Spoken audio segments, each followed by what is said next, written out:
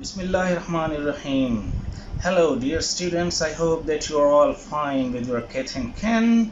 And thanks to technology at the very commencement that is connecting us because you know that man is a social animal. Not only man, but women are also social animals.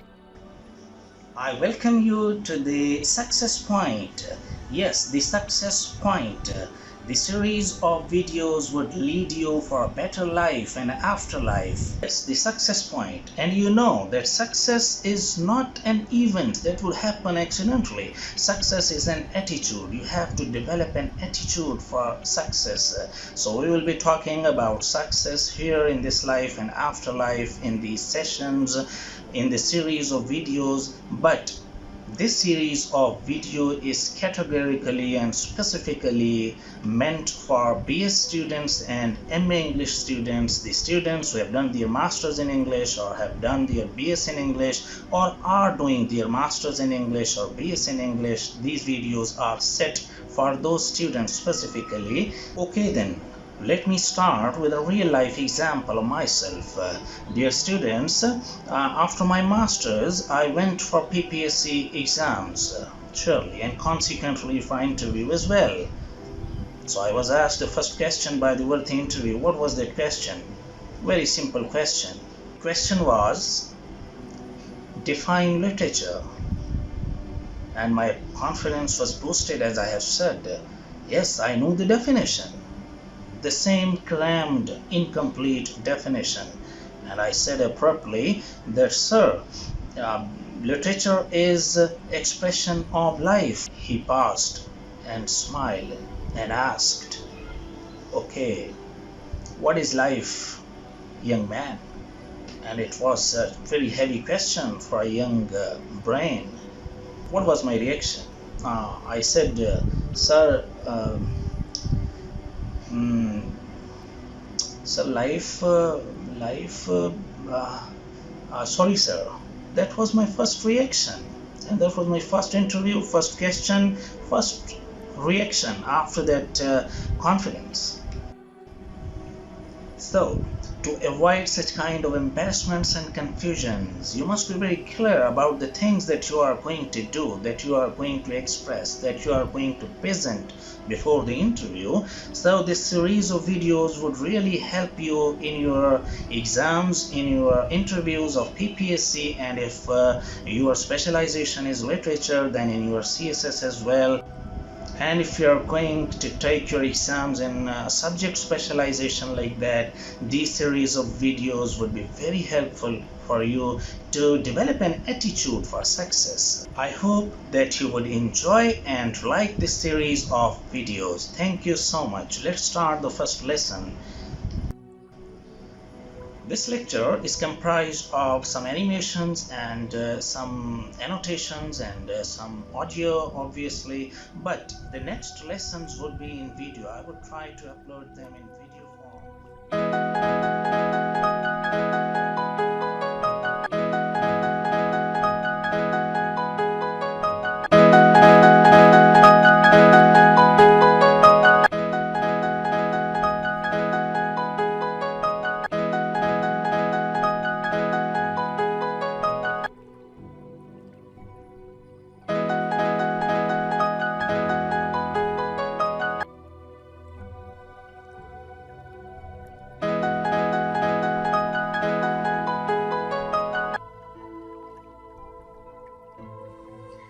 So, just tell, what is literature? Why are you going to study literature? Why generations after generations have been studying literature? What is the point of survival of the subject? There must be some significant reasons, obviously. Okay, after this session, I think you would be able to justify the reasons of studying literature. My dear students, I would give a pause of say 5 to 10 seconds after each slide so that you would be able to revise the slide for better understanding. Here's the outline of this presentation, the pattern of this session. On the first slide we will discuss the origin, then definitions, Next, significance, purposes, characteristics, genres, and at the end, obviously, conclusion. Okay, on this slide you are watching origin of literature. The word literature stems means comes. Literature stems from Latin literatura, quite interesting. And literatura means learning, writing, grammar. Literature is oftenly associated with fine arts. What is fine arts?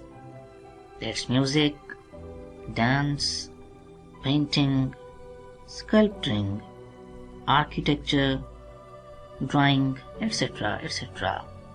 So, you know about fine arts now? Literature is one of its kinds. Now we come to the next and one of the most important slides of this session. There's the definitions. You are looking at definitions. We will discuss it in detail. First definition, especially broadly speaking, literature is an expression of life and afterlife through the medium of language according to some rules. Stop. Let's analyze and parse this definition. Literature is an expression. So the definition goes like this. Expression.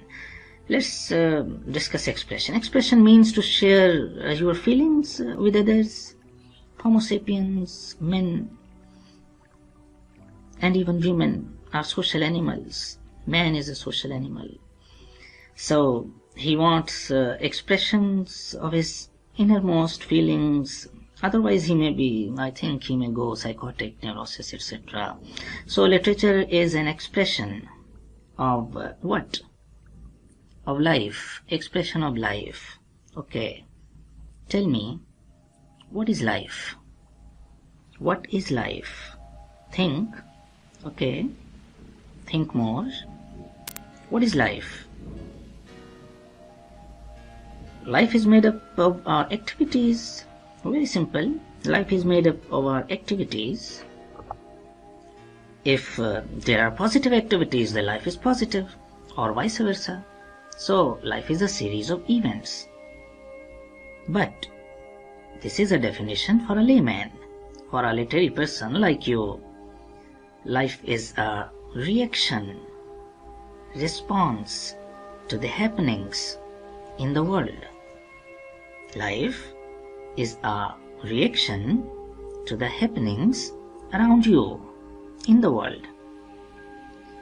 To the same event, the reaction of the beholders is always different.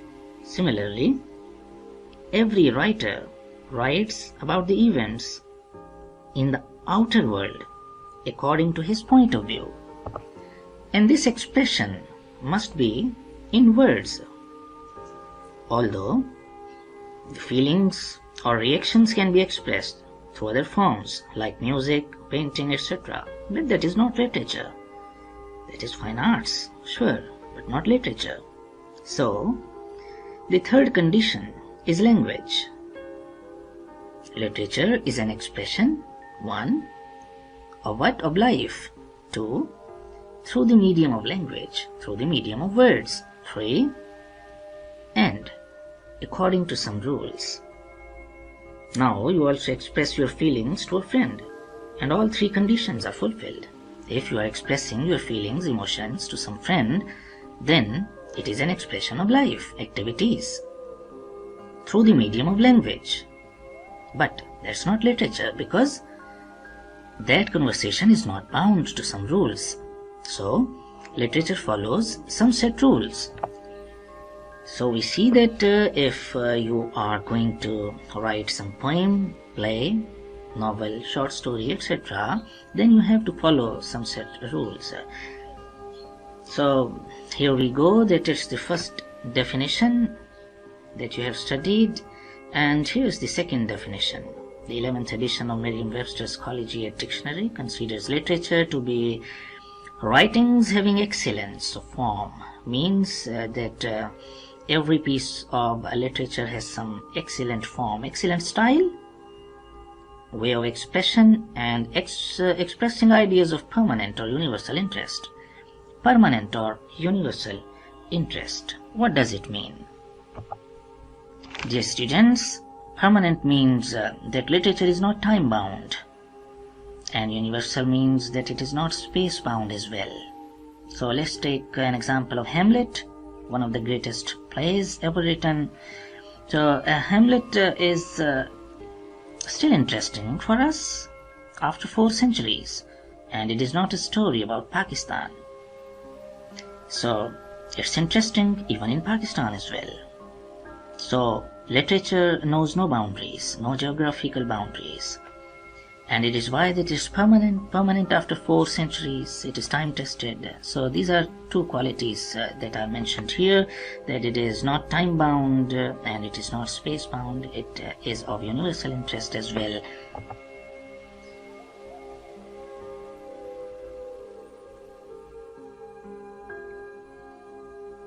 Okay, let's start the next slide. There's significance of literature.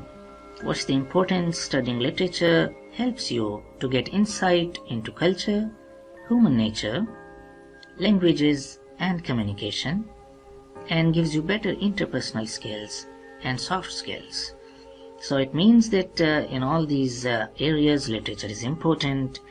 Let's have an example of Button Button, the story that you might have studied some years ago. Button Button, what's there? There's language, but the whole culture it brings with it. How the people, how the Americans live.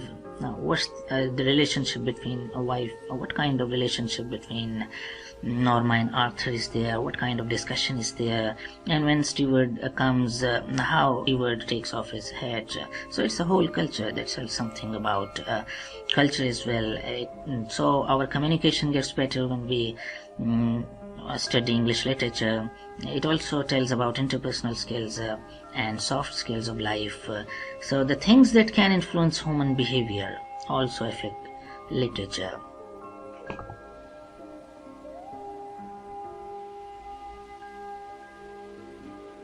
Okay, here goes the next slide.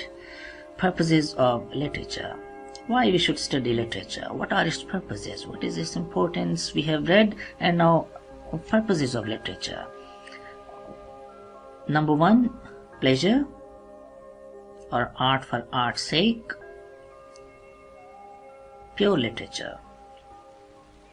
So the literature that is written for its own sake means it is written not for religious cause or political cause, but for pleasure, to give entertainment. Like we have example of Keats' poems that are not written for some political revolution, or they are not written for some religious purposes. Rather, they are written for the expression of one of the most fundamental feelings. There's beauty, and there are other feelings, fundamental feelings, that are love and truth as well. So this kind of literature is known as art for art's sake, or rather literature for literature's sake. And the second purpose of literature is to give information, to impart knowledge, to impart information, to propagate something in society, to make its trends. So art for life's sake it is known as, or it is called applied literature. So if art fulfills some religious or political or economical purpose, it is art for life's sake. For example, Das Kapital by Karl Marx and On the Origin of Species by Charles Darwin can be quoted as examples here, as they are written for some purpose, or their purpose is information, more information than pleasure. So they belong to applied literature. It is applied literature that is directly beneficial to our life. So here we come to the next slide, that is characteristics of great literature. Number 1, artistic quality. Number 2, suggestiveness. And number 3, permanence. So what is artistic quality in literature? Because it is artistic expression of life. So, in a surprising way, all artistic work must be a kind of revelation. Means that it is by the grace of God, it is from the God that the literature appears. Thus, architecture is probably the oldest of the arts, yet we still have many builders but few architects. So it is the same for literature as well, that there are very few artists. There are so many writers, but a few writers because of their artistic difference. So, in a narrow sense, we can say that literature is the artistic record of life, and most of our writings are excluded from this type of art, just as the mass of our buildings, mere shelters from storm and from cold, are excluded from architecture. The second quality of literature is its suggestiveness. It means that it appeals to our emotions and imagination rather than to our intellect. It means that it touches to our hearts rather than to our minds. When Milton makes Satan say, "Myself am hell," Satan says, "Myself am hell." He does not state any fact, but rather opens up in these three tremendous words a whole world of speculation and imagination. So this quality of giving the writings imagination means a shower of imagination, a spice of imagination that makes a writing suggestive. And this is the second quality. And now here comes the third quality that arises from the other two, artistic quality and suggestiveness, and a piece of writing that is artistic quality and suggestiveness is somewhat permanent as well. So these three are the characteristics of great literature: artistic quality, suggestiveness, and permanence.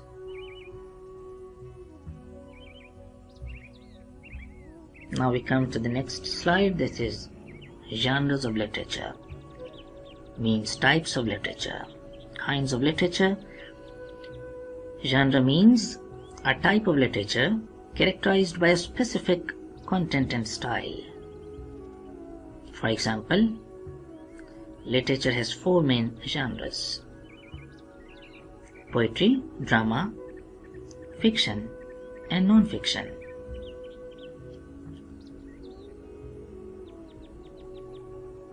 All of these genres have particular features and functions.